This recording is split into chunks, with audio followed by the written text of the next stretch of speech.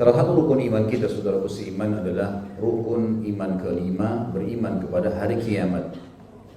Dan paket beriman kepada hari kiamat ini adalah beriman tentang adanya kematian, berikut segala macam prosesnya.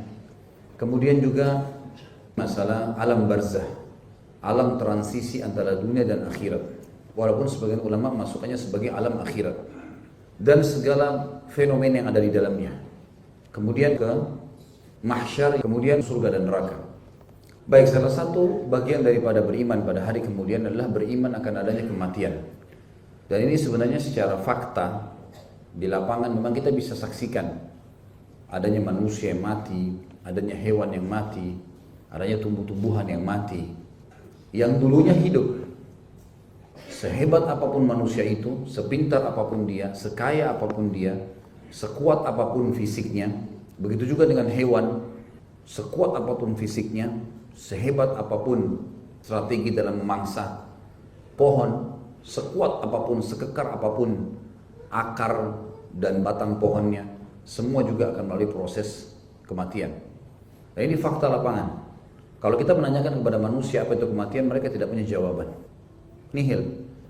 Dan yang terakhir sekali disurvei oleh beberapa ahli medis dari Amerika, dan saya saksikan sendiri cuplikannya. Mereka penasaran mau tahu kematian. Kebetulan dokter-dokter ini adalah orang-orang ateis yang tidak beriman kepada Allah. Mereka pasang kamera super canggih dengan berharap tahu fenomena apa sih kematian itu. Terakhir mereka cuma bisa maksimal ditangkap oleh kamera, ada aura berwarna merah di tubuh manusia itu, suhu panas, dan pada saat proses kematian terjadi hanya terlihat berubah menjadi suhu biru bertahap dari kakinya sampai ke kepalanya.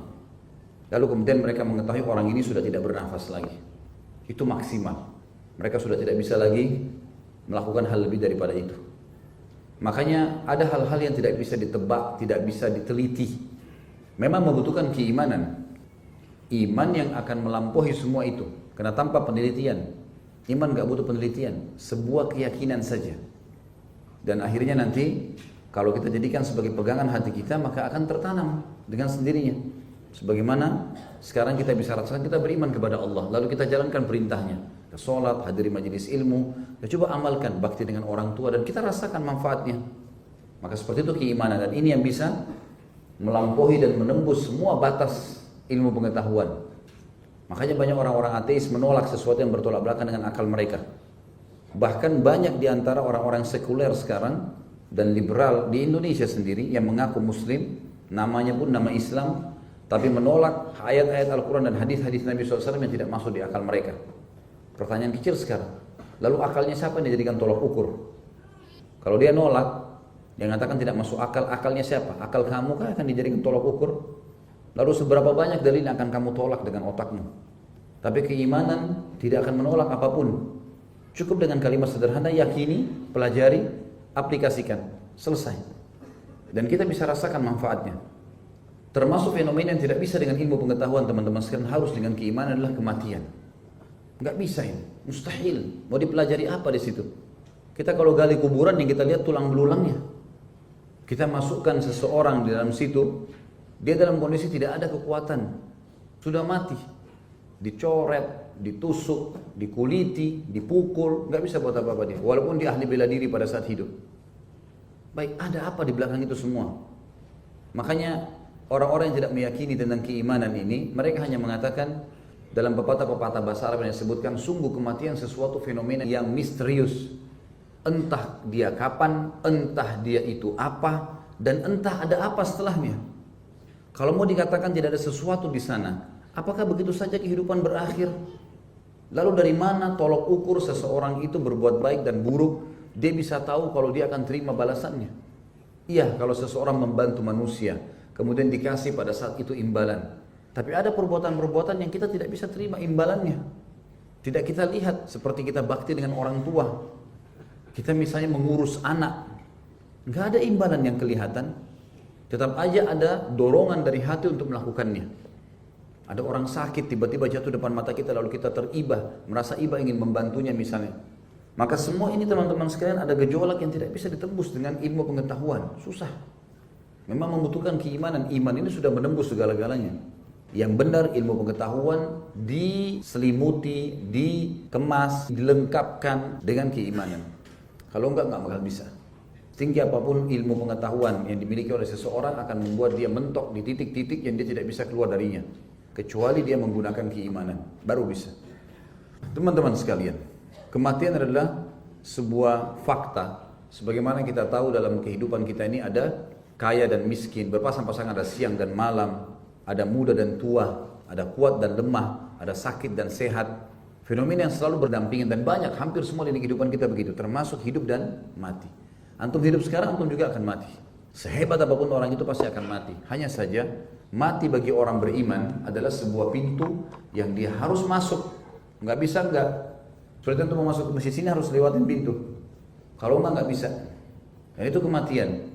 Allah subhanahu wa ta'ala menjadikan kematian bagi orang beriman adalah kegembiraan. Dan Allah jadikan kematian bagi orang kafir dan fasik kesengsaraan.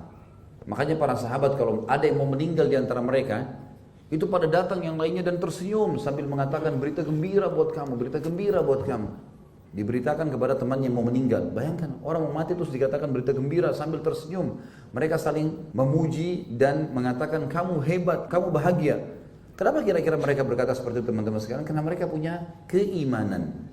Teori keimanan mengajarkan kita kalau mati kita akan panen hasil pekerjaan kita. Itu teori keimanan. Ilmu pengetahuan nggak bisa tembus itu. Susah.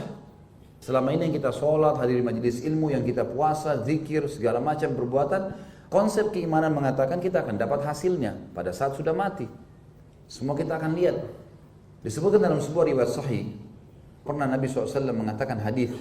Siapa yang rindu ingin bertemu dengan Allah, Allah akan rindu bertemu dengannya. Dan siapa yang benci bertemu dengan Allah, Allah benci bertemu dengannya. Maka semua sahabat sedih mendengarkan hadis ini. Sampai 3 hari. Akhirnya Nabi SAW masuk dalam rumah dan menemukan Aisyah juga lagi bersedih. Kata Nabi SAW, kenapa wahai Aisyah? Beliau mengatakan, ya Rasulullah, semua orang sedih mendengar sabda anda. Waktu anda mengatakan 3 hari yang lalu, siapa yang rindu bertemu dengan Allah, Allah rindu bertemu dengannya. Dan siapa yang benci bertemu Allah, Allah benci juga bertemu dengannya. Ini membebani jiwa kami. Apakah seseorang di antara kami kalau benci dengan kematian atau takut mati, berarti dia benci dengan Allah? Maka kata Nabi SAW, bukan begitu wahai Aisyah. Jadi Nabi SAW tidak tahu kenapa sahabatnya merasa sedih. Beliau belum tangkap, nanti pada saat itu baru beliau mendapatkan informasinya. Maka kata Nabi SAW, bukan begitu wahai Aisyah. Tapi kalau seseorang mukmin akan meninggal dunia, akan datang sosok-sosok malaikat kepadanya, lalu membawakan padanya berita gembira tentang semua amal solehnya yang diterima sebelum meninggal ini. Allahu a'lam bagaimana dimensi waktunya, siapa malaikat yang datang tidak disebutkan namanya. Yang jelas Nabi SAW memberikan gambaran global. Malaikat akan datang memperlihatkan, ini loh salatmu, ini loh puasamu, ini loh zikirmu, ini loh majelis ilmumu, semua disebutkan. Waktu diperlihatkan itu dan malaikat mengatakan, karena ini kau akan masuk surga, ini loh surgamu, diperlihatkan surga. Detik-detik terakhir sebelum ruhnya dicabut oleh malaikat maut. Maka pada saat itu dia rindu ingin bertemu dengan Allah. Mau cepat-cepat malaikat maut datang, cabut ruhnya, masuk surganya. Dan kalau dia orang fasik atau orang kafir, maka akan datang beberapa malaikat yang menunjukkan kepadanya, ini dosamu. Ini dosa-dosa semua yang kamu lakukan. Diperlihatkan. Lalu karena kau buat ini, diperlihatkan pintu neraka, ini tempat kamu sekarang. Maka karena takutnya, dia benci untuk mati, benci untuk bertemu dengan Allah. Karena kalau mati berarti sudah menuju ke akhirat, sudah saatnya bertemu dengan Allah sang pencipta. Maka Allah pun benci bertemu dengannya. Jadi orang beriman kalau meninggal teman-teman, berita gembira bagi mereka.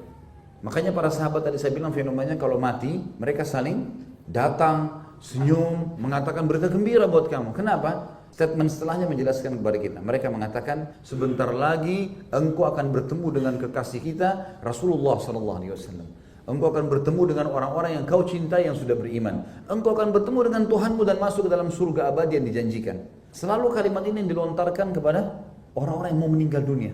Jadi motivasi untuk apa? Takut, tidak usah takut.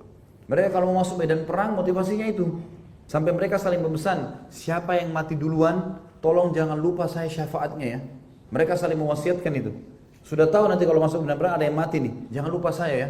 Sampai pernah ada seorang sahabat umur 16 tahun pada saat meninggal, jatuh dari kudanya, seorang sahabat lain melihat dia jatuh, tahu tertusuk, dia sengaja jatuhkan dirinya juga dari kudanya, jatuh pas sebelahnya orang ini, lalu dia mengatakan, wahai anak muda, tolong jangan lupa berikan syafaatmu kepadaku.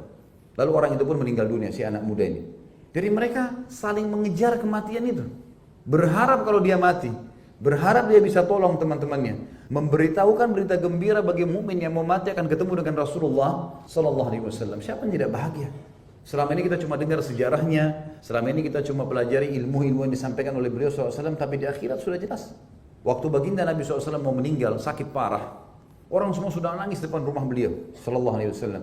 Beliau pun keluar, naik di atas mimbar.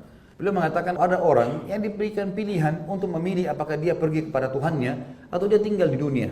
Perlu kita garis bawahi semua nabi-nabi teman-teman sekalian diberikan opsi pada saat mau meninggal. Cuma nabi saja. Apakah umurnya mau dipanjangkan atau dia meninggal dunia. Maka Nabi SAW bahasakan ini dengan santun. Beliau tidak mengatakan dirinya. Beliau mengatakan seorang hamba disuruh pilih bertemu dengan Tuhannya atau dia tinggal di dunia. Maka dia pilih ketemu sama Tuhannya. Maka semua orang pun menangis pada saat mendengarkan hal tersebut karena sudah faham kalau Nabi SAW akan meninggal dunia. Maka beliau bersabda dalam kalimat yang mulia, wahai manusia, jangan sedih, nggak usah sedih, karena janji kita akan bertemu di haud saya, di telaga Nabi SAW di mahsyar setelah timbangan amal kita ditimbang. Jadi orang mukmin itu menghadapi kematian teman-teman bahagia sekali. Ini yang membuat sahabat tidak pandang bulu, ada jihad pergi. Apapun yang berhubungan dengan urusan akhirat didahulukan daripada urusan dunia. Sampai Bilal waktu mau meninggal ditanya, bagaimana pendapat tentang kematian oleh para ulama tabi'in yang merupakan murid-murid beliau. Beliau mengatakan, marhaban bil maut, selamat datang kematian. Itu yang saya tunggu. Kalau bukan karena ditentukan oleh Allah, sudah lama mereka berharap meninggal dunia. Untuk apa sibuk dengan dunia? Sebentar lagi menuju ke akhirat dan abadi di sana. Kenapa saya ceritakan sama teman-teman sekalian? Karena saya ingin mengangkat persepsi yang ada di benak antum sekalian bahwa mati sesuatu yang menakutkan. Mati itu sesuatu yang rumit.